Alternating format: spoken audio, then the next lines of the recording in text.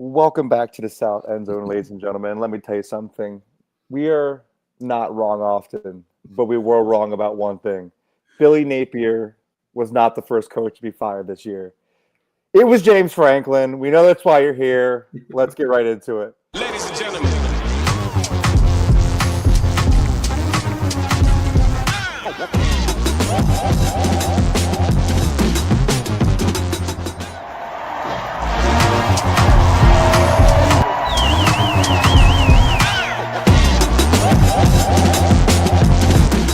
Our intent was to eat. Our intent was to come eat and be hungry.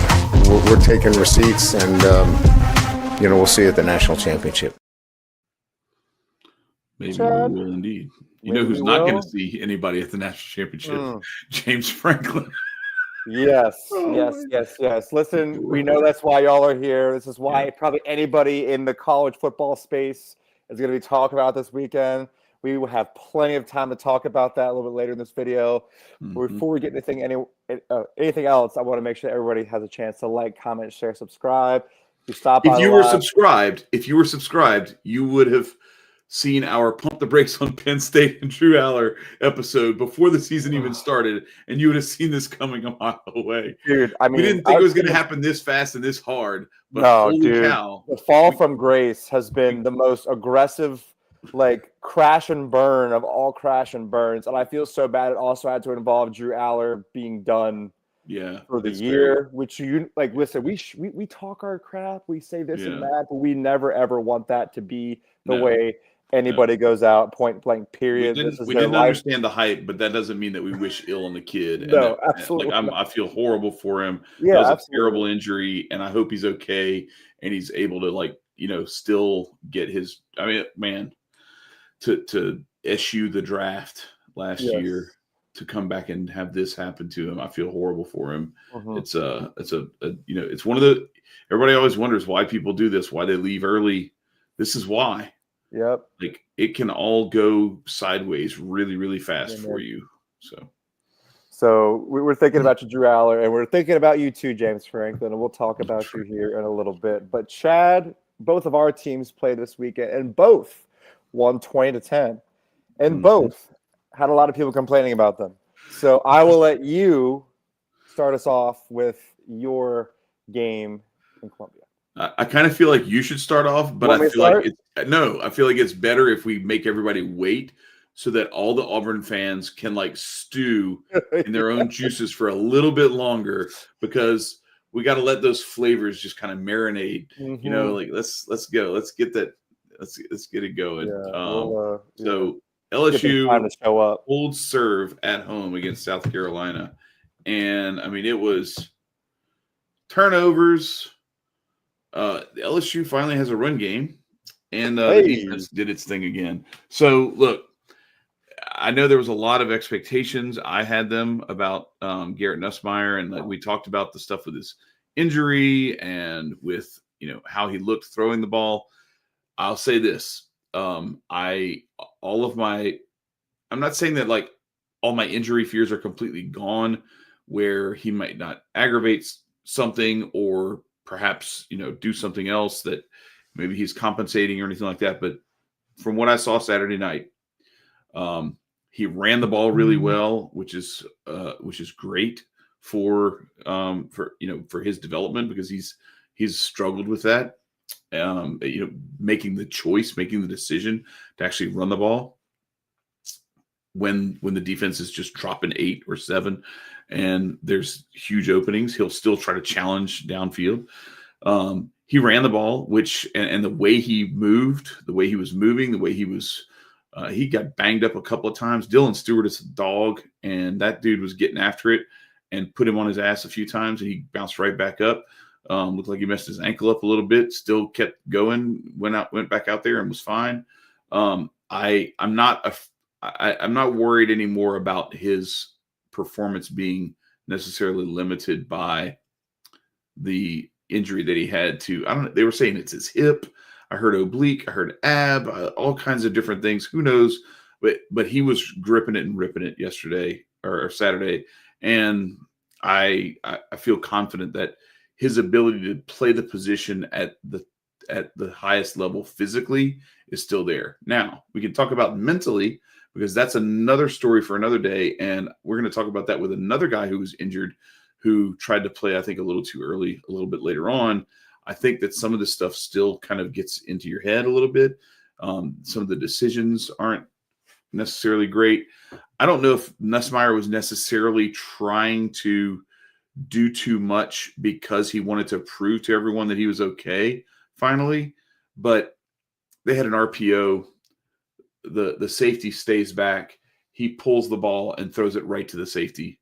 And it's just like, bro, that like your key is the safety. As soon as you put the ball on the running back's belly and that safety stays back, you let the ball go. Because that's the key. That's that you've got numbers now to run the ball. Your numbers are fair to advantaged to run the ball. So let Caden Durham do his thing. He didn't. He pulled the ball back, tried to hit Trey'Dez Green. But let's talk about Trey'Dez Green. I don't even know why I don't have him in. I'm going to take this thing down, edit it just so I can put Trey'Dez Green breakout in this graphic here, because my man did his thing. It was outstanding. Trey'Dez Green had, I want to say, 8 for 119 and a touchdown. And it was every play, every time they went to him, it was run down the sideline, back shoulder. He's 6'7". Good luck. Run down the sideline, back shoulder. He's 6'7". Good luck.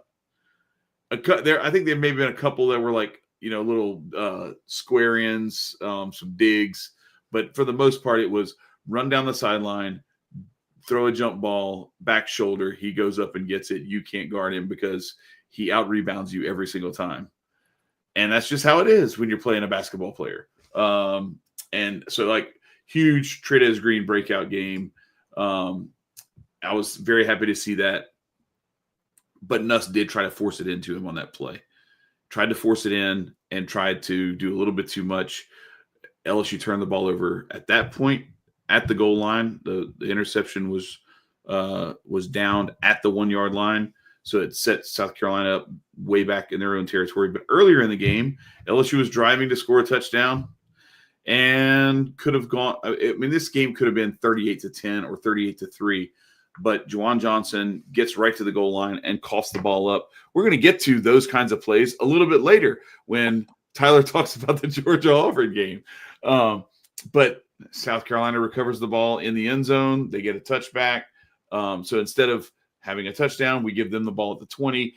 2 plays later, boom, 72-yarder. Houses it. What's the kid's name? Mark Fuller, who, by the way, has wheels. I did not realize this dude had gas like that, but like Monster Delane was catching him and he just pulled away. And Monster Delane is like one of the best DBs, if not the best cover corner in America. And he could not run him down. So shout out to Mark Fuller for that play. But that was a missed opportunity for LSU. Gave South Carolina the lead and actually made this game look the way that it did for basically 3 quarters. And then LSU finally pulled away. The offense got going, moving the ball a lot between the goal lines, just failing to cross the plane of the goal line as many times as they could have. And then we had the ball at the half-yard line late in the game, and we fumbled the ball on the way to the end zone again, but we recovered it. But we ended up having to kick a field goal because we recovered the ball at like the 3-yard line and then had to go backwards. So it's one of those things where we talk about it all the time. The defense came to play. The defense always travels. You guys see that week in, week out. We're finally getting to see that this year after 2 years in the doldrums of horrible defense from an LSU perspective anyway. And so you appreciate these wins because a win is a win. An SEC win is an SEC win. But it's so disgusting and frustrating to watch. And you just hope that the things that went wrong and kept you from blowing a team out are correctable and can be corrected by this group of people before it gets to where it's too late and it ends up costing you a much more important game later. Well, hey, you take care of business, and I want to. This is breaking news, Chad. Yep. Another coach has been fired. Is that right? It's Trent Dilfer, UAB. I want to see if I can get you. I just got a text. It came up last night because a stat occurred that UAB has an away.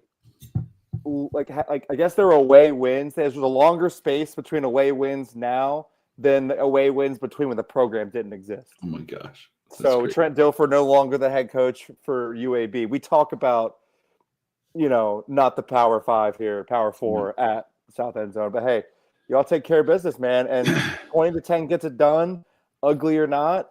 Points left on the board. All that matters is that final score. And like this year, more than ever, like you said, an SEC win is an SEC win, and you get them how you can get them, and just kind of move on. That's kind of how it has to be sometimes. Absolutely.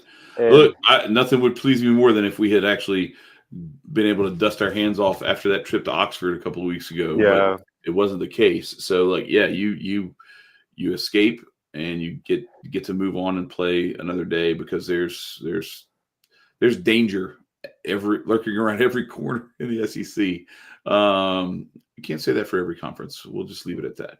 But anyway, maybe it is for James Franklin. I don't know. You guys had a little danger around the corner when you went to Jordan Hare. Yeah, but we went to Jordan Hare. Let me tell you. Listen, we after that game was over, I was like, did we actually win that game? Right? What the hell was that? That game, the word that defines that game was it was just a mess. Mm-hmm. That game was a mess. It was ugly. It was gross. The SEC really needs to take a hard look at its officiating because it is the truth. horrid, Chad. Yeah. It is horrendous, to say the least. But we will get right into it. We probably put together what I could argue is the worst half of defensive football ever assembled. In the first half of this game against Auburn. Auburn opens up the game with a massive 14-play, 75-yard drive that took 7 minutes and 21 seconds, including 4 third-down conversions. We pick up right where we leave off in the Alabama game. We're like, oh, we're back in hell. 0 rush discipline, Chad. 0. Yeah. 0 rush lane discipline. It was especially on the edge. Dude, like you guys are getting beat around your guys are getting beat around the corner. Dude, repeatedly. We couldn't set an edge to set our damn life. That entire first half, it was ugly as ugly could be. It's just like they could do whatever they want. I'm like, they're gonna kill us. Like we're gonna just completely just roll over and lose this game. So they score. They look great. They move the ball. Singleton's getting the ball and Coleman's getting the ball and Arnold's doing exactly what I said was going to happen if we can't contain, which is get outside or. We like you said, nobody maintains discipline, and you just give them a wide hole in the middle to run through. Like it's not was not good. And our DBs, I feel like, have regressed a little bit. Like Dalen Everett in that first half was just a non-factor, and it just was like I don't know what we were doing, but like every time they lined up to pass, we would literally give them a 5-yard cushion in front of us. They're like, yeah, you can have it, and then we wouldn't make the tackle. Mm-hmm. So like they get a free 5-yard pass and they turn it into a 15-yard gain. And you're not even making the tackle on the dude. It's one thing if you let them get that and then you tackle them for a 3-yard gain on a pass play. It's like, okay, you want to do that and not make a mistake, 17 times down the field? Sure. Bro, it was horrendous. It was like there's such a horrendous half of defense. Then we go 6 plays and punt. They then drive down again. 70 yards, 12 plays, 5 minutes, 32 seconds, ends in a field goal. We then trade a couple punts. Auburn with 9:38 left in the half puts together a drive where we cannot get off the field. We literally have like 3rd and 17, and they scramble, and they get a first down, and they're just like stringing first downs together, and it's terrible. And me and my family are all sitting there together. We're like, what the hell is this? This is just garbage football. Fire everybody. And they just keep panning to Glenn Schumann, our defensive coordinator, as we're just getting the ball just driven down the field. And we're like, well, he's just like, well, I don't know, guys. Like, and I'll be honest with you, Chad. Last night, that first half of defense, in my opinion, had a little to do with coaching and all to do with execution and effort. Yeah. It was just a lack of just discipline and execution on the defensive side of the ball, in my opinion. How much of that do you think comes off of like losing that heartbreaker to Alabama last week, and it's playing that timid? It was just really hard to watch. And we were like, I told you, he was giving receivers 5-yard cushion after 5-yard cushion. Yeah, you can have the ball, man. Sure, absolutely.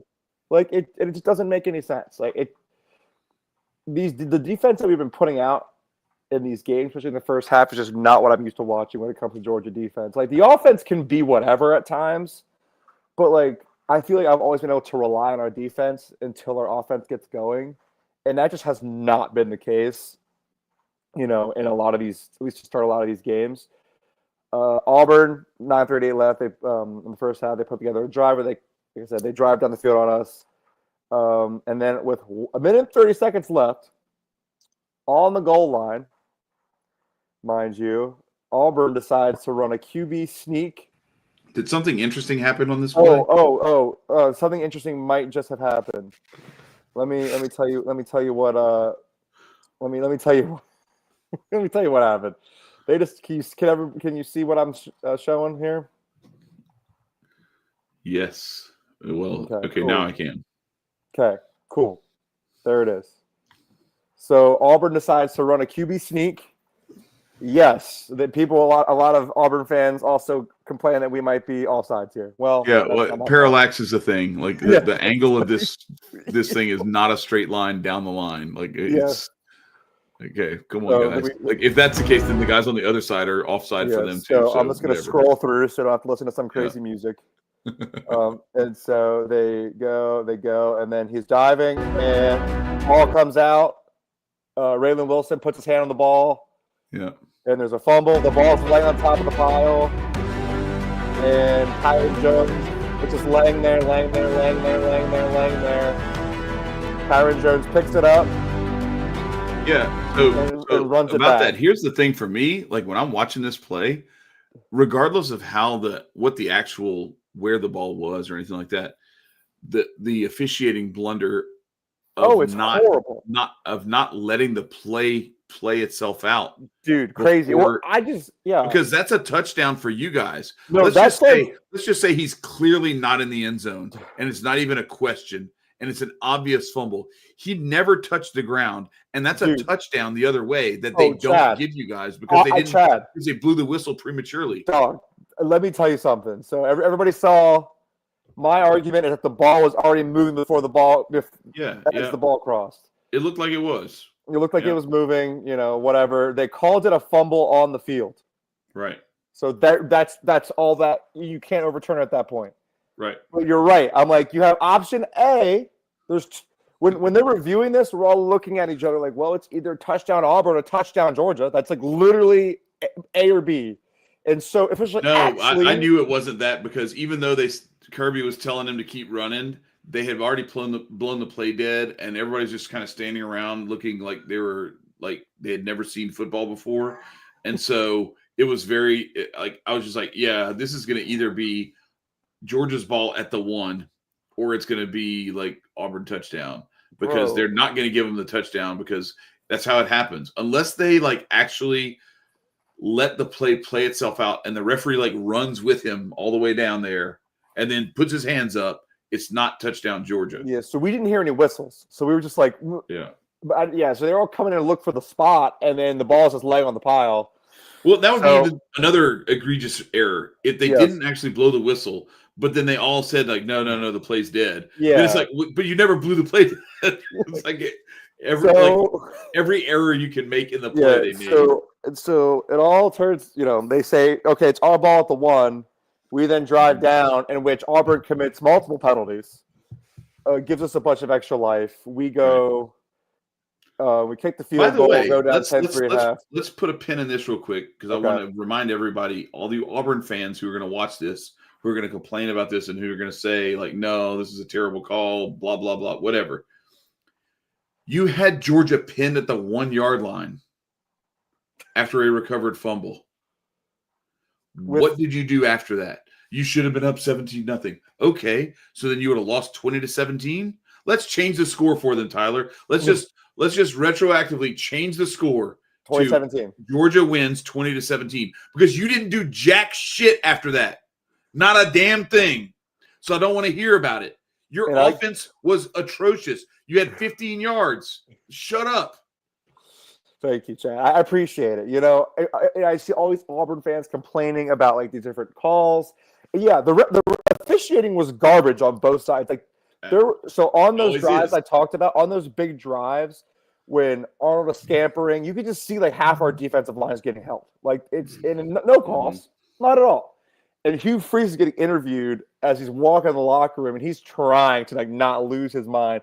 And I will say, after getting hosed in the Oklahoma game because they absolutely got screwed, and then to have all of that, that was legit. Yeah, that one was absolutely legit. Like that was a legitimately illegal play that should not have been allowed to happen, and Auburn suffered because of it.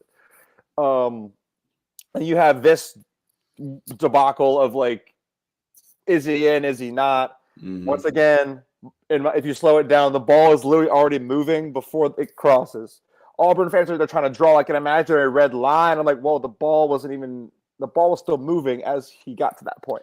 And the other thing is, if you're just doing a still frame, you can't see the movement or anything. So that's what I mean. Your still frame is meaningless. Like, I'll be honest with you, Chad. I legitimately thought it was a touchdown up until they slowed it down from that angle, and you see the ball starting to move before the nose of the ball goes over. And I'm like, holy shit. Look, man, it don't matter. The reality is, even if they score that touchdown, it's true. Let's just go ahead and make it Auburn 17-0 at that point. You didn't do shit the rest of the game, so you still lost 20-17. I don't care. Stop crying. Because it's true. Like even retroactively, that play affects nothing in the second half. Give them the 7 points. You did nothing. Who gives a rat's ass? Of which you guys would have gotten better field position to start your next possession anyway. Shut the hell up. We started Seriously, shut up. Honestly, shut up, Auburn people. Gunners took that snap with his heels in the end zone. Like McCray took the ball. What did you do the rest of the game, Auburn? Hugh Freeze, Jackson Arnold. Come on, what did y'all do? Yeah, so we opened up the third quarter, 8 plays, go down, and then we fucking go for a 4th and 5 on the Auburn 46, turn the ball over. They then turn the ball over on their own by going for it on 4th and 1. So it's just a bunch of crap that's happening. And also, mind you, SEC officials caused the minute and 30 seconds of that first half to last over half an hour. Yeah, that's a problem. I'm just saying. That was my other complaint I had about that. That's another thing that they do very poorly is like they suck at not making the game take forever. Like holy shit, that was horrible. So we take over 8:43 left in the third. We execute, dude. I'm telling you, you know who we had a sighting of, Chad? Noah Thomas. 5-play, 63-yard drive with a 21-yard pass to Colby Young and a 30-yard pass to Noah Thomas. Chauncey Bowens punches it in, touchdown to make it 10-10. We then, once again, Auburn 3 and out. That's going to be a theme in this second half there. We put together another nice drive, and it's a 53-yard field goal for Peyton Woodring, which is actually hilarious. And I thought I jinxed this game to hell, Chad. I literally looked at my family like, man, these are my exact words. I'm so glad that I don't have to worry about my kicker. If my family's all looking at me like, you better go knock on wood. I literally went outside to the deck. And so we put up the field goal. Then they go 3 and out again, Auburn. We then missed the next field goal on a drive of the phantom timeout, or whatever you want to call it. No, it was not. He definitely was not clapping. He's like, timeout. You can see him going, timeout. Yeah, this is. He's like, no, I was clapping. I don't disagree at all. Kirby Smart lied on national TV and got away with it. The fact that the refs were just like, oh, sorry, bro, and like no penalty against us whatsoever. Like I can't. Auburn fans, I can't do anything about that. Yeah. Like it just is what it is. Like, but again, shitty, if you could move the ball at all in the second half, you probably don't have. You don't have to blame the refs for the entire game. That's period. Yeah. Yeah, so that we had the phantom timeout, which Kirby 100% was calling timeout. Yeah. He even said it in post-game pressers, like he claimed that the Auburn defense was clapping, trying to draw us, false start, whatever. So we then missed the field goal because we throw a great pass to Colby Young. He gets tackled at like the 2, but then Cash Jones, 100% reasonable call there. He gets called for a blindside block, so we have to bring it back. And so whatever. It's funny how karma. you're using totally reasonable call with Cash Jones now. You weren't saying that 2 weeks ago. No, okay. No, the very foul call, unreasonable the penalty call. I know, but it's just funny. The sequence of words was hilarious. Anyway, at least, the officiating was garbage, but that was the proper. Yeah. I was just pissed because we couldn't have a touchdown. Yeah, we'll give them their kudos when they get one right. Every time. So there was a blind side, and then you know what? We missed the field goal. Auburn, this is your chance, guys. They go 3 out again. Yeah. We then put together another drive with Gunner, with ending with Gunner. I don't know if you saw Gunner doing the Cam Newton Superman dive in for the touchdown on the night that Cam Newton gets his jersey retired by Auburn. Yeah. Hey, what are you gonna do? With a minute 53 left, that we scored that touchdown. We then stopped them, and the game is over. Auburn. Do you realize how many times I said 3 and out in that second half? A lot. Like 7, 5 or 6. So 7. what I've come to understand is apparently Schumann makes the game plan, and then Kirby makes all the second half adjustments. So we need to change that because that first half was so unbelievably bad that I never want to see something like that again in my entire life. But we get it done. We're a much better second half team than we are first half team, which I don't mind. I would rather be a better second half team than first half team because the last thing I want is to have a team that is nursing a 10-point lead going into half, and you're just like, crap, I don't know if we can hold this. And I don't know if you noticed, Chad, there's one person I did not complain about this entire video. Mike Bobo. Mike Bobo, the offensive coordinator. Yeah, you did not crap on his play calling. Okay. The play calling in the first half was questionable. I don't mind screens if we decide to, bring the appropriate amount of blockers out there with them, which we never do. Yeah. That's the problem I have with stuff like that.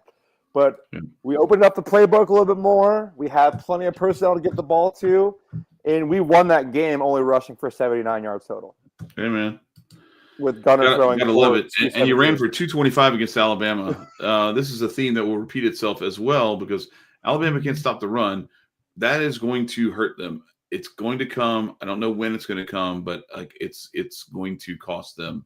It didn't cost them this weekend. We'll get to that in a little bit. But real quick, we'll start we'll start the rundown of some of the other games. This Texas Oklahoma game, we had quite the I don't know. It was a very weird game. This game was 6-3 in like the third quarter, and then Texas finally gets on the board. And when Texas gets on the board with with a touchdown anyway, you can start to see like Mateer is trying to do too much. I still wonder, like, was playing him this week the play? You think he with wanted all the lead up to him, like all the expectation being he wasn't going to play. Hawkins was probably ready. I don't know. I just felt like it's not that I don't know that he was physically limited so much as I don't know that he was able to process in the way that he needed to in that game, in that environment, with everything that was at stake, that rivalry, everything else, given the fact that he had been sitting out for 2 weeks, not even being able to do anything. Like, it looked like he was throwing the ball okay. Like the picks that he threw were mental mistakes. And to me, they were processing mistakes, slow processing. Like he's not ready. He wasn't ready. And I don't know why they put him in that situation. Texas still has a lot to prove. Do you think he wanted to be back? I think he really wanted it. Yeah, I think he really, really wanted it. But you've got to be able to step in and say, look, man, there's a whole, like, this is what sucks about it is, like, Venable's not recognizing that this team, this squad that he has put together with that kid healthy actually has a chance to win the whole thing. Absolutely. And with him not 100% healthy, and if they brought him back too early and this thing doesn't heal properly and he's not able to throw or whatever may have happened that could have been a result of him being rushed back too early, it could jeopardize all of that downstream. Whereas like losing this game is not the end of the world. I get it. Like they have a gauntlet of a schedule. And so like you've got to try to win every single game you can. And this is one of those ones where you thought you needed him to win it. But this game looks a lot worse when you look at this final score than it actually was. It looks like Texas just dominated this game. But the reality is Oklahoma was up 6-3 in the third quarter. Texas scored. Texas got like a pick. They had a few picks from Mateer. They had a fumble recovery. They returned a punt for a touchdown. Like it was just like the wheels started to come off for Oklahoma in ways that are not normal. And I don't necessarily think that it's a function of this is the true comparison of these two teams or how this game actually went. And I do think if you look at what Texas was able to do offensively, I still think they've got a lot to prove. They've got a lot of work to do. They had a lot of field goals. They had a defensive touch or whatever, a special teams touchdown. They had one offensive touchdown. So I don't know. I have my doubts, and we'll see. We'll see what they've got. Arch did look better, so that was good. That was a promising sign for them. But I'm not sure that they have what it's going to take to get back to the SEC championship, and certainly it's going to be a challenge for them when it comes to the playoff and making a run in that. You're muted. Thanks, brother. Technical difficulties, producer. Sorry. I just think a lot of it is like Mateer probably really wanted to be back. And I think Oklahoma thought that Mateer being back would give them some juice. But you're right. It's like if he wasn't taking live reps up until maybe the day before the game to get like your brain kind of back in the rhythm of being a part of this, it's just like you said, getting into a game like this is different than any other thing. It's a rivalry game. It's a big game. I think that Oklahoma can recover from this. I don't doubt that for a second. It just is a tough spot that they put themselves in.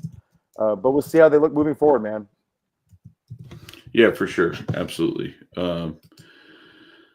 We had another one that was like a doozy. This one was an actual like true road game. That one was played in Dallas. This one was a true road game where Alabama went to, they call it Como, Columbia, Missouri.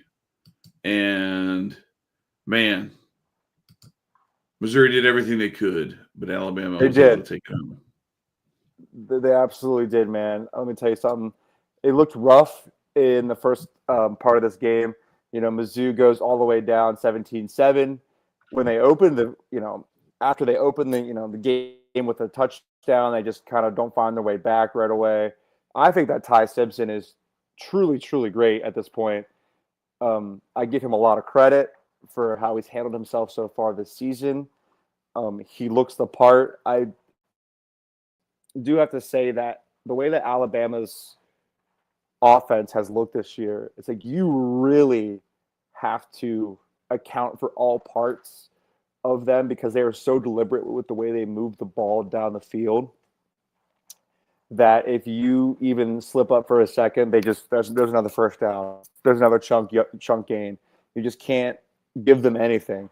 And I think that Simpson's so smooth in the pocket and he moves the ball down the field so well and he commands that offense so well that they're going to be tough coming down the stretch. I think that they're very much live for the playoff. I think they absolutely left that Florida State loss in the rearview mirror and they're looking to keep it moving, man. And I still think that Mizzou's a great team, but Alabama's defense did something I did not think they could do, which is hold the Missouri running backs to a combined 102 yards, Ahmad Hardy with 52, Jamal Roberts with 50.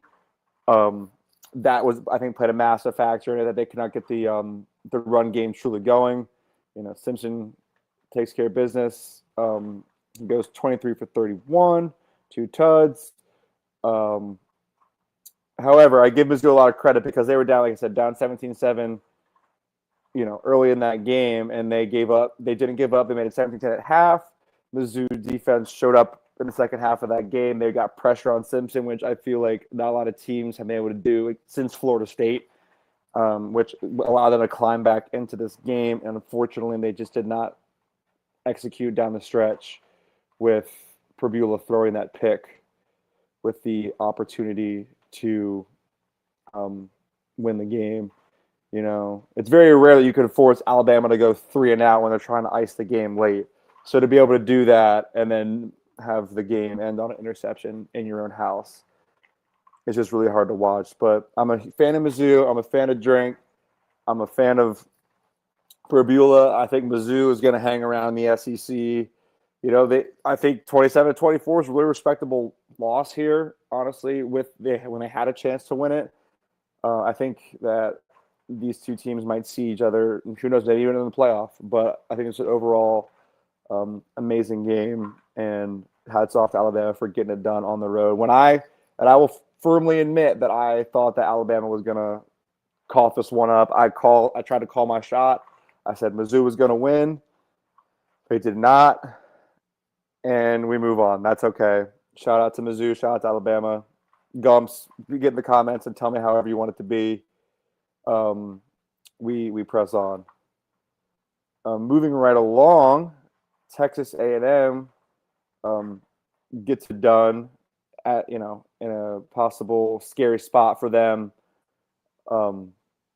They have Florida come in. They have Florida coming into their house. Marcel Reed and the boys look legit. I did not realize how good of an arm Marcel Reed truly had, because he uncorked one to Mario Craver early in that game that was unbelievable. Mm-hmm. DJ Lagway looked okay. He threw for 245, 2 TDs, but he also fumbled the ball twice, which does not help. Reed goes for 16 for 26, 1 TD, 1 interception, 37 rushing yards, and a touchdown. A&M gets it done on the ground. Ruben Owen, 51 yards, a touchdown. Lev Moss, 46 yards and a touchdown. And to be fair, this game was 24-17 late in the fourth. Yep. With, Florida with a chance to win. Florida did the same thing that they did against Alabama. Florida went, against Miami. Against Miami, Florida was down 13-7. And late in the fourth quarter, they went for it on fourth down in their own territory multiple times, gave the ball back to Miami. Miami put a couple of touchdowns on the board, made it look uglier than it was. Florida went for it on 4th and 6 from their own 35 or 40 with 12 minutes to go in the game, down by a touchdown. Just trust your defense, keep playing the game. Florida has Billy a good Napier defense. tries to do too much riverboat gambler type stuff, and it's not necessary. And you don't have, I could understand if you had this elite electric offense that was just lighting the world on fire. The way that Mike Leach used to do that sort of stuff, where it was he just gambled for no reason. He would have 19 slant routes all on the same play somehow. I don't know how, but they would have it looked like a bunch of water bugs just running. You couldn't keep up with where people were. And so when he went for it on 4th and 3 on his own 22-yard line, you're I don't know, they might get it. Screw us. But this was it was just not judicious on Billy Napier's part. So And the other thing too, I was going to say, with the game you were talking about before, the Alabama game, I think we're seeing some similarities in terms of Texas A&M and Alabama, where there are some vulnerabilities, but man, you better take the opportunities when that you get them. window's not open long. It'll snap shut. It's not open long, right? And I think Texas A&M, look, as much as I hate to say it, they are still Texas 8-4 until proven otherwise. I think they're legit. They have not gotten to 9 wins. I know. Before they get to 4 losses yet. So we can still, they were 7-1 last year, my friend. Okay. It can happen. They went 8-5. They went 1-4 their last 5 games. It can happen. I don't care who's playing, how good they look, any of that stuff. The other thing is too, do you know that's their last home game until like mid-November? I did not know that. They're going to be on the road for the next month. I can't believe they did that to themselves or the SEC. I don't know who made that decision. Well, I mean, they got they got some home games before that, so it's true. But so here's the thing. Sorry, go ahead. What I think, it starts off, they go to Fayetteville, then they come to Baton Rouge. They've got some other ones, down the road that they've got to go on the road for. But they look right now like they might be, because I don't think it's Ole Miss when you look at the undefeated teams left in the SEC. It's Texas A&M, and I don't know who else, because dude, I'm telling you, they look the part in this conference. Yeah. Dude, that offense, in my opinion, is one of the most fun offenses to watch in the SEC right now. They have fully unlocked Marcel Reed, and they have 2 of the best receivers in the entire country. Yeah, and you can't stop them. And the run game is so solid. Like, they have a 2-back tandem with Lev Moss and Ruben Owens, and they have a defense. Cassius Howell, dog. Like, it's not an easy. Obviously Kyle Field at night is not where anybody wants to be, and Florida held their own for 3.5 quarters. Yeah. So the big thing to watch is going to be Casey Concepcion got hurt in that game. Le'Veon Moss got hurt in that game. I don't know what their status is going to be going forward, but if they miss any significant amount of time, that's going to be a big deal. And then for Alabama, who you were just talking about before, Jam Miller got concussed in that game, and I don't know if it's going to be a multi-week thing or what, but he's definitely in jeopardy of missing this next week, and he missed the last half of that game. And Missouri, look, man, they had a chance too. They had a guy wide open on the left on that last play when Perbula threw that pick, and it was an easy dump off to the flat. And you get out of bounds quick. You get 15, 20 yards, and you're out of bounds. You're in position to kick a field goal to tie the game. So, I mean, Alabama escapes, and A&M honestly kind of escaped this one. And this was at Kyle Field in College Station. They got to go to Fayetteville. And look, not for nothing, but my boys in Fayetteville, Arkansas are playing a little different under Bobby Petrino. I know this is a loss. I know Tennessee beat them. But, man, Arkansas was right there. Arkansas had like a 17-14 lead. Tennessee made this look ugly. It was like 34-17. And then Arkansas just like bam, bam, touchdown in the fourth quarter. Cut it to 3 and had a chance. They were live. But, Bobby Petrino definitely put his stamp on this team. You can tell they're playing with like a different energy under him than they were with Sam Pittman. And look, shout out to Sam Pittman. Good dude. Hate to see him get fired. He actually was the first one to get fired, not James Franklin. He was the first to get fired. But James Franklin was the first high profile guy who got fired. Taylon Green is doing his thing. They just turned the ball over too much. And it was that pressure from the Tennessee pass rush where they were just, it was like strip fumbles, strip sacks, and also, a pick here or there. I think they turned it over 3 or 4 times, and Tennessee just proved to be too much. Aguilar looked like he got hurt on the last play of the game, but he ended up being okay. But it was like Tennessee was bad. That injury looked rough, but he apparently is okay. He bounced right back up, and he was like high-fiving people after the game and stuff. So I guess he's all right. But yeah, they're solid. That's a good squad. They've got there in Tennessee, and I think Arkansas is at least back to being like a threat. Whereas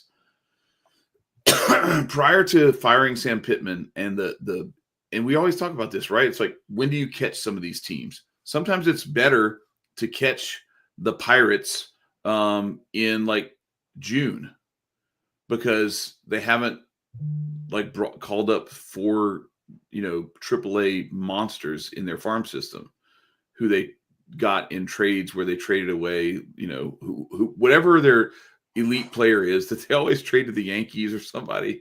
They haven't called those guys up yet. Well, if you play them in August or September, they're a completely different team. Well, that's how it is with a team like Arkansas.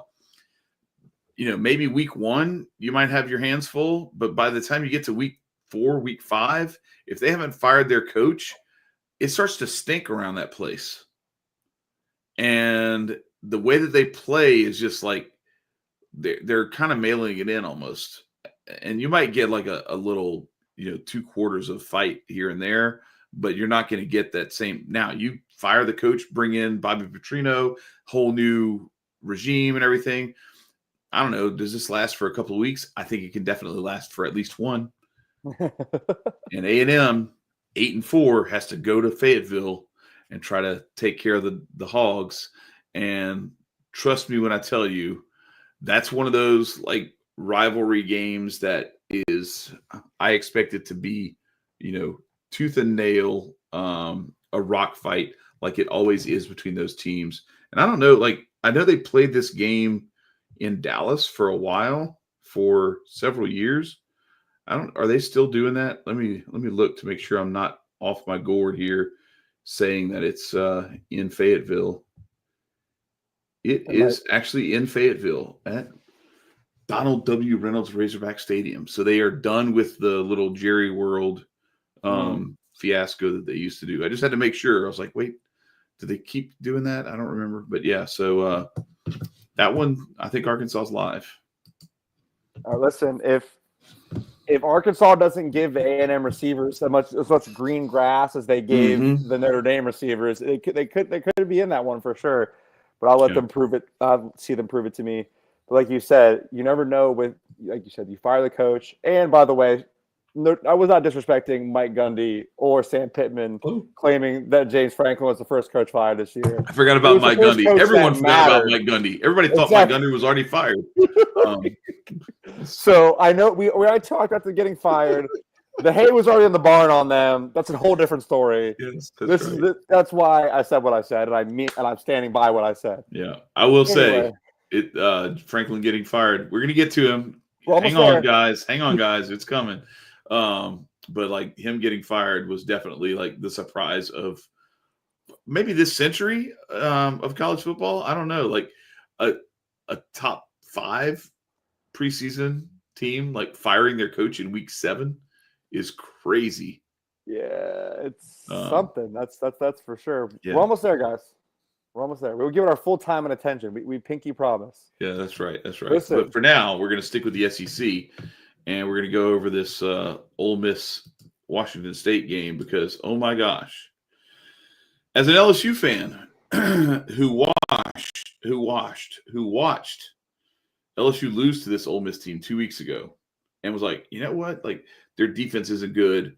I don't know why we didn't do more against their terrible defense, but we didn't. Whatever. But, man, their offense is legit. They've got some dudes. They got, like, I don't know. This was just a Kiffin being Kiffin game. Between Washington State pulling out trick plays, they ran some weird, like, they ran like a wildcat where they, like, handed the ball back off to they sent a guy in motion behind the wildcat quarterback and then handed it off to the actual quarterback. And then he ran around behind the running back and then like threw it deep, and he was wide open because everybody's like, well, this is not going to be a deep passing play. No, it was. And so they scored on that one. They sacked Trinidad Chambliss several times, and it was just, Lane Kiffin had to kind of, I guess he took some of it on himself that this was not up to their standard. But there was some other stuff with like the fans and singing the song after the win. He's like, no, we're not doing that. We're not singing. We're not singing after this. This sucked. That's our standards are higher than this. And look at it. I mean, there were 5 touchdown favorites, and they had to fight for their life in Oxford. In Oxford, yeah, they didn't go out to Washington State. Like this was in Oxford. What are you doing? Come on, people. Dog, hey, Kiffin's gonna Kiffin at some point. For some, it's just like he just picks random games. So I just like, oh, that's close for no reason. You know what I mean? And for them I swear, like if I didn't know any better, I would think this is like Pete Rose all over again. Like, what? How much? Who does he owe money? What do they have on these games? And are they like? Because everybody was like, oh yeah, this is one of those games where Lane Kiffin will just be like, yeah, we're Put gonna hang 70 60 on on him. Yeah. Yeah. I don't And know, then sure man. enough, he's like, nah, we'll hang 3 on him. Was it 3.5? Oh, 33.5? My bad, y'all. You didn't cover either of those, fool. Oh, dude, that's insane. You know, this past weekend of college football had a lot going on, but honestly, this game was the most high profile of them all, in my opinion. Mm-hmm. In terms of go ahead, you can throw it up there. Yeah, In terms of where the Big Ten is as of right Right. now, the class of the Big Ten is just changing all over the place. It's happening in both conferences. Like we have the 2 best conferences in college football are having a complete changing of the guard right now. It's Like crazy. I can make an argument, a very strong argument, that Indiana is by far the best team in the Big Ten right now. Like, I mean, they have the more impressive what do we have resume. to argue except for Ohio State at this point? Resume-wise, absolutely, dude. Indiana has a better resume. Yeah, so it's crazy, right? You know, last year, like, oh, Indiana's fraudulent, right? They go and they lose to Ohio. They lose a really big game to Ohio State, and then don't even look good. Got blown out game too. in the playoff. Yeah. And like, oh, they're frauds. Signetti's kind of soft. You know, he's talking all that shit, and then gets punched in the mouth and cries about it. Well, this time he says, "Hey, everybody, how about all that?"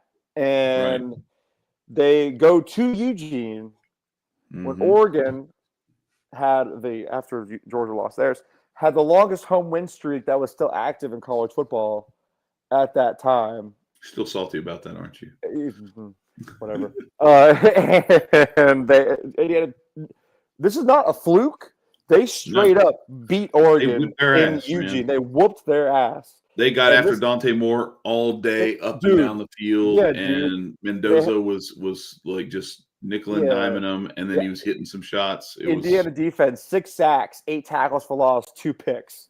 And both those picks came down the stretch in the fourth quarter, with Oregon having a chance to tie the game up and win it if they could keep themselves together. Yep. It was like, you know, Indiana comes out, kicks a field goal, and then Oregon scores a touchdown. Their place erupts. But Indiana comes right back with their own touchdown. They never, ever go away. And it's 10-10 for like forever. Indiana breaks it with the field goal, or and it's then they try to cling on to that lead for dear life until Oregon makes it 13-13. Indiana then punches them in the mouth, makes it 20-13, and then Indiana throws their own pick after a pick 6 actually for 20-20. And you're like, okay, we got a pick 6 in our house. Yeah, we go. Now we go. And then they Indiana, to be fair, and I give them so much credit, because after you just threw a pick 6, you go down and score. Make it 20. It would be easy to go into a shell and have kind of the world crash down on you. And man, and they're talking about Signetti being the next coach at Penn State. We'll get to Penn State in just a minute. We're almost there. So then Moore throws a pick, Indiana field goal. Moore throws another pick, and that's it. Like I said, Indiana from pillar to post, as some would say, take care of business, and cement themselves as at least the second best team in the Big Ten. Yep. And now my question is, how good is Oregon? I think that I think that Indiana might just be that good. When they did what they did to Illinois, they did what they did to Illinois. Now they did what they did to Oregon. And then you saw Oregon beat Penn State at Happy Valley, but like, so did Northwestern. So how big of a deal was that actually? We don't know. We don't know. There's so much that we don't know. And that's like, usually by like week 5, week 6, we feel like we know some stuff. But these are the guys. These are the teams. Or that's why I said it's more like the NFL, where like, we saw this weekend with the NFL. You got like teams that it's like, oh, this team's 4-2, this team's 1-4. The 1-4 team wins. And it's just like, what is going on? And it doesn't mean that the 4-2 team's not better. It's just that like that's how it is. The margins are so thin that like you don't have to be better to win. But I will say, when you start putting together a body of work the way Indiana has, it's hard to argue. Both sides of the ball. They took care of Oregon both sides of the ball. Absolutely. They held Dante Moore to under 200 yards passing. All the weapons that Oregon has available to them, Indiana took care of. Like, for Indiana to go into to Eugene and Mhm. sack Dante Moore 6 times and pick him off twice in the fourth quarter is not easy to do. And Nope. so shout out to Kurt Signetti. Yeah. Sorry for shit talking you, but you earned it. you earned Right. it on the field. You play the game. Right. And that's what matters. So shout out And- to Indiana for yeah. getting it done. So, like I said, hard to argue that they're not the best team in the Big Ten, but somebody who would argue with that, not just Drew and Jeremiah, but also Ryan Day and the Ohio State Buckeyes. Yeah, this is kind of a weird thing. I don't know how Ohio State does this, but they beat Texas and got almost doubled up. It was like 336 to 200 in yardage. And they did it again this weekend where Illinois actually outgained Ohio State, but Ohio State won the game. And they won it in pretty convincing fashion. I mean, it wasn't even close. Like, it was 34-16 is like giving Illinois too much credit because it was 34-8 or 9 or something. It was something ugly. And then Illinois scored late to make it look a little bit more respectable than it actually was. But somehow, in spite of all that, Illinois still outgained Ohio State to the tune of 295 yards to 272. Now, that doesn't sound like much, but how do you outgain a team that beats you, that doubles you up, and that has you down by like 4 scores late in the game? Because that's what it was. It was when Illinois scored at the very tail end of the game, it was 34-10. 34-10 with 4.5 minutes to go in the fourth quarter. You're done. You're cooked. You lost. And you just score a garbage time touchdown at the end to make it look halfway respectable and only lose by 18. So that's twice so far that Illinois has gotten the brakes beaten off of them this year. But again, if we're doing the comparative property of college football, who's better? The team that beat Illinois 63-10 or the team that beat them 34-16? Let's see if Indiana got outgained by Illinois, because I'm willing to bet they did not. I was gonna say they hung everything on Illinois. So remember, Illinois outgained Ohio State 295 to 272. Indiana outgained Illinois 579 to 161. I'm saying it right here, right now. Indiana's going to win the Big Ten. Okay, clip that. Clip that. Flag in the ground right now. We'll clip it. Indiana's going to win the Big Ten. You hear that, folks? Drew and Jeremiah, everybody, whoever. You know who's not going to win the Big Ten? Michigan, USC or Michigan. Maybe USC. I don't know. I doubt it, though. But I will say that little trio of Jaden Mayava, Mekhi Lemon, and King Miller, they got some dudes there on offense, and they have enough on defense that they were able to keep like the Michigan running game in check, and they were also able to keep Bryce Underwood kind of under wraps. He got like one big play late. It was already like a 2 or 3 score game. They got a long, what was the kid's name? Ash. Got the deep ball to him, but it was like a 67-yarder. Other than that, like Bryce Underwood's line is like 13 for 24 for 140. So, it's just like, that's why I don't think Bryce Underwood is a fit for what Michigan is as a brand. And it's just weird. Like, it's one of the things that it's weird about how this isn't just me saying, like, I think he's a better fit at Oregon. How's that? Like, he fits better at Oregon than he does at Michigan, so that we can stop the idea that maybe I'm saying this because I'm salty because he eschewed LSU for Michigan because of money. But I'm looking at it, I'm just like, man, like, you took all that money to go do this, to go score 13 points week in, week out, because this is kind of what they do. They are not scoring. They're not putting up points. Like, he said no to the team that has produced 4 produced Heisman Trophy winners, each of like every 4 years. I don't know, or 4 years apart, I should say.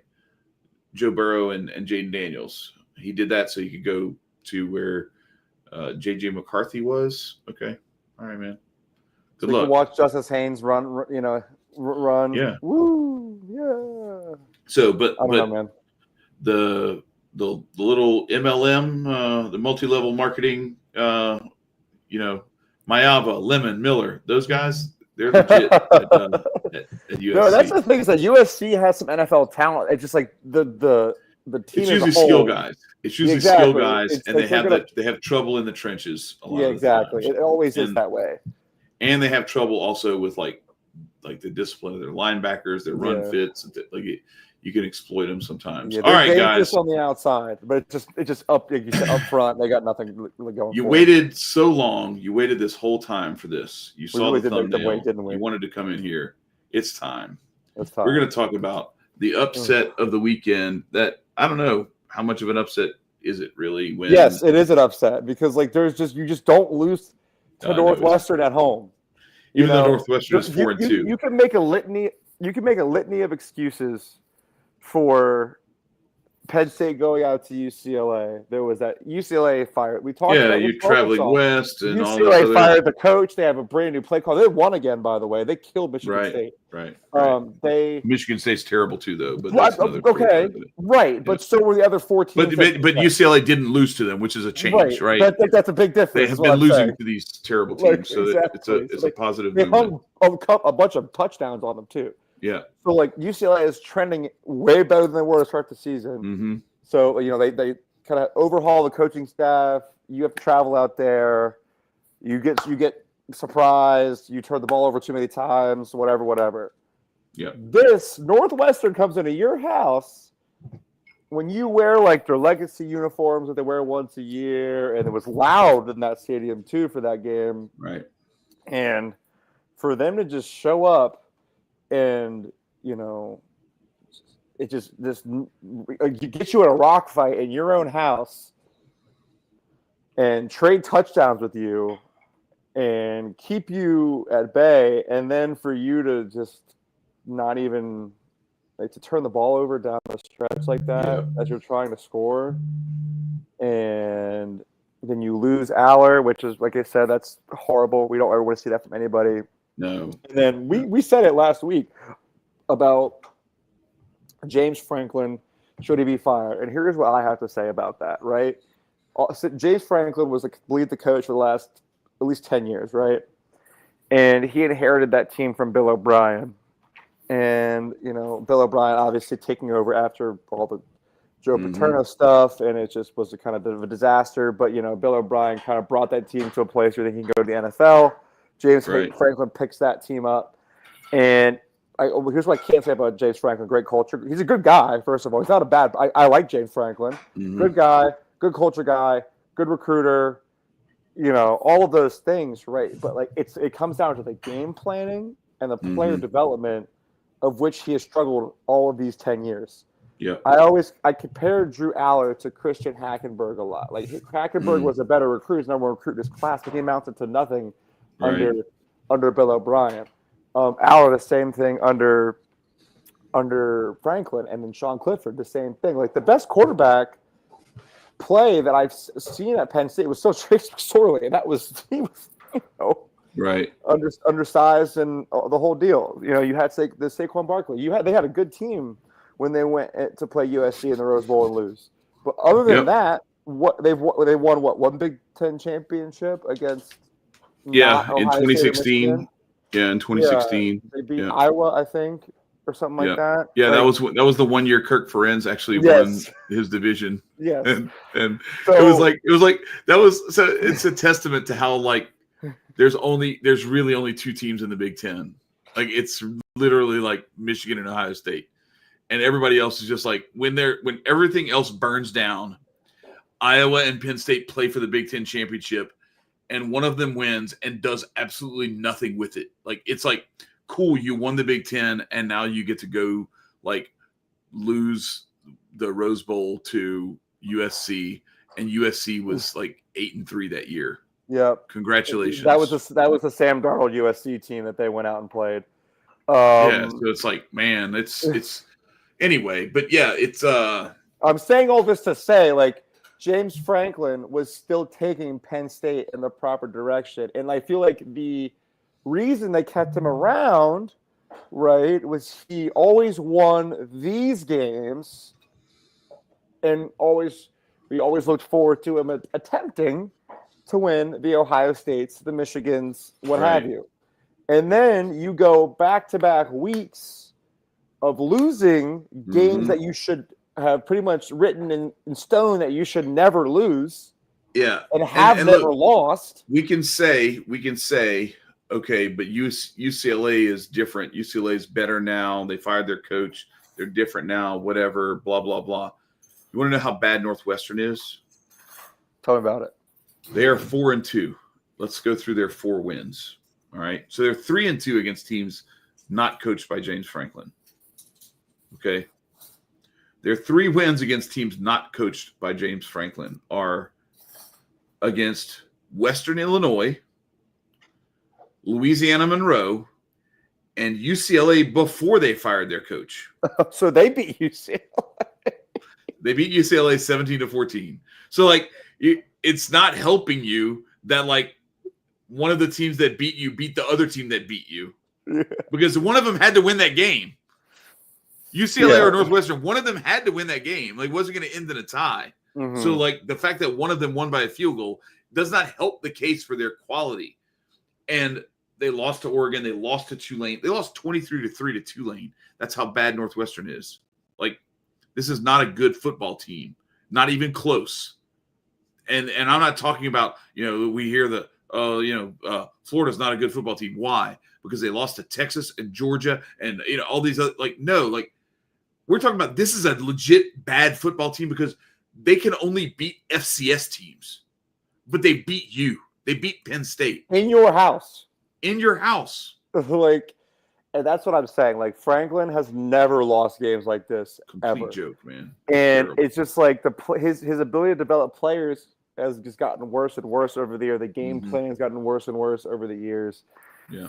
And it's just sad to see, honestly, because he's been there for quite some time now. And he's quite literally never gotten over the hump. And I've said to my Penn State friends, I was like, listen, my Penn State fan friends, I was like, listen, we gave Mark 15 years, buddy. Mm-hmm. We gave him 15 years of just not being good enough. And eventually, I would have thought they would have given Franklin to the end of the season. I'll be honest with you. Maybe, maybe not. I'm not. Not like this, though. Not like this. Not like this. Just like in the middle of the night. I think their thinking was, this is the best we could possibly have hoped for. Yeah. And this is what happens. Yeah. It's like, I'm not giving it another year. Like, you had all of that. It's like, this is the most hyped season coming off of, at least you made the playoff. And, one or two plays go your way, you might beat Notre Dame and be in the national championship. Right. To, okay, Penn State's the most complete team. They're going to run the table, which, by the way, I said that was never going to happen. I called that out. No. I would like to say I didn't see this coming. I did not see it coming to this level. No, but this show knew that this was not the team to win the national championship. It was not. It never was going. It never was going to be. Nope.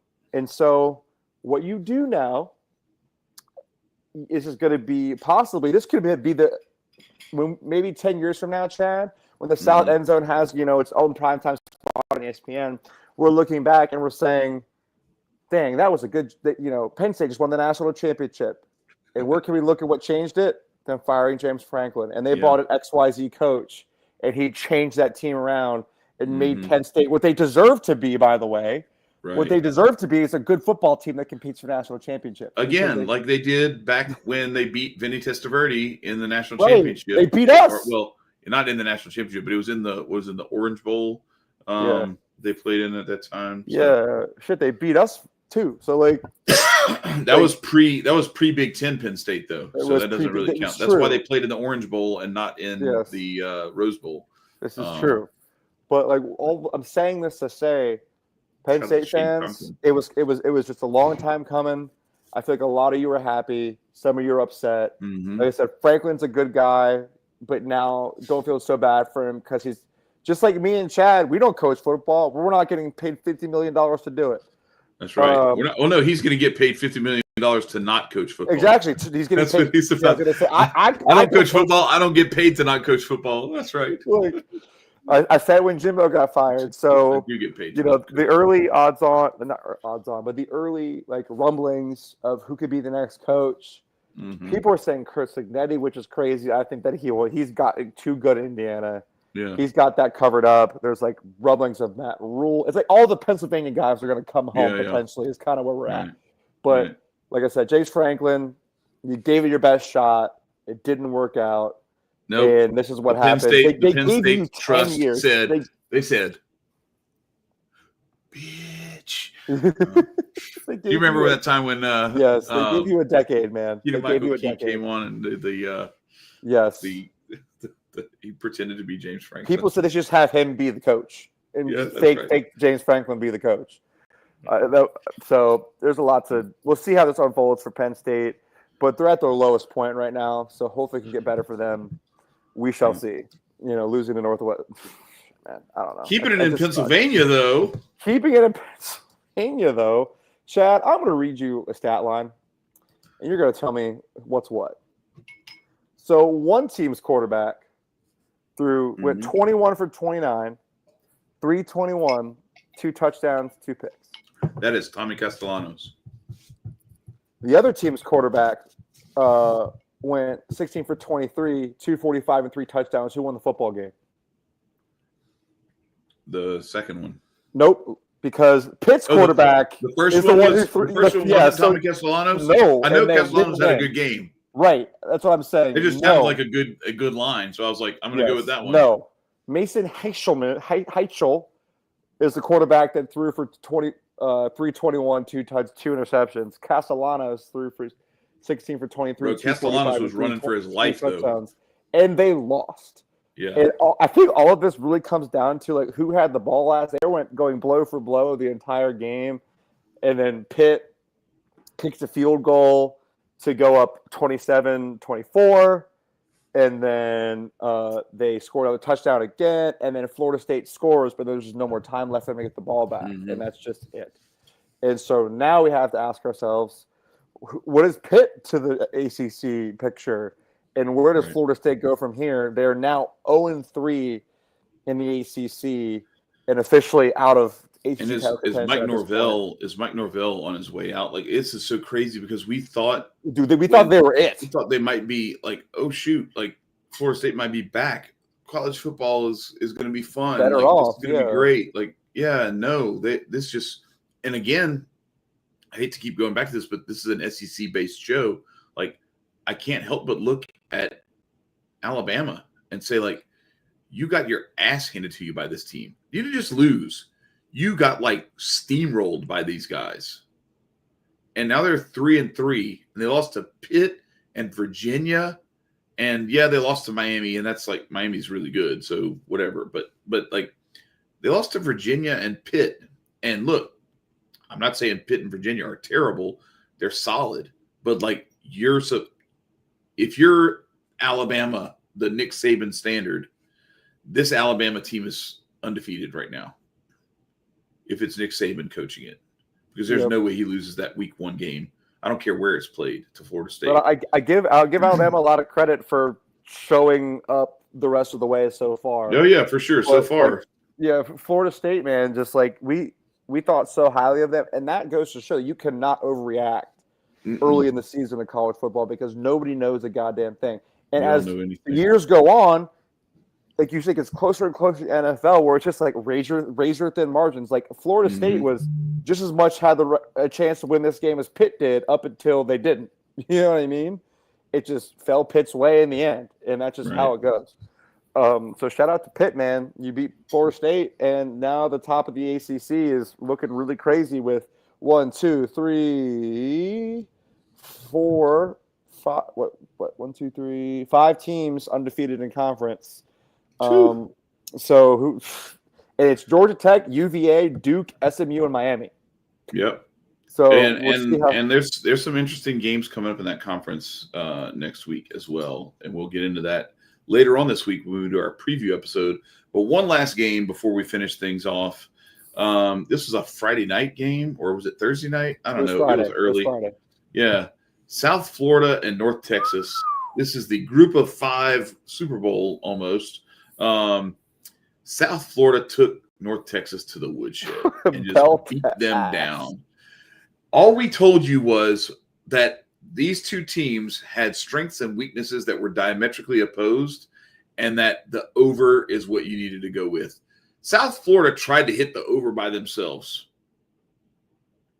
and North Texas still hung 36 on the board. This over was covered like halfway through the third quarter. 63 is nuts. And like North Texas, like relative to like the Group of 5, was a good team. Yeah, North Texas was like undefeated, They were doing some things. Like they were okay. It's just this is look, South Florida. So I said it before. We bought in week 1, ladies and gentlemen. I said Indiana's going to win the Big Ten. I'm saying South Florida is going to be in the playoff as the Group of 5 rep. Yep. We bought into South Florida week 1, ladies and gentlemen. Actually, I think we bought into South Florida 2 years ago when they gave Alabama a fit. Yeah, is that right. kind of where we're at? Like that's what I'm saying. But man, what a week! Listen, this podcast is once again 2-0. Can't hate that. Mm-mm. And sorry, James Franklin. Do you think he lands somewhere? We'll have to talk about that in the future. But yeah, I don't know. We'll just have to see. It's possible he could get like some kind of little NFL gig as a coordinator or something. Maybe he could get another college gig at a lower level school. I'm sure somebody will be willing to scoop him up. I mean, he's got a decent record of being solid. It's just getting over the hump. If you want your team to win a national championship, he ain't the guy. Nope. If you want your team to come from being like bottom of your conference and like get back to respectability again, maybe he's your guy. Yep.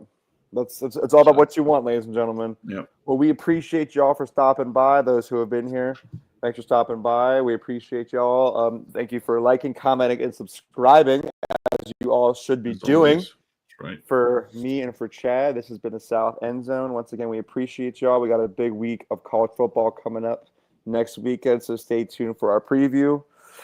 We out. Ladies and gentlemen.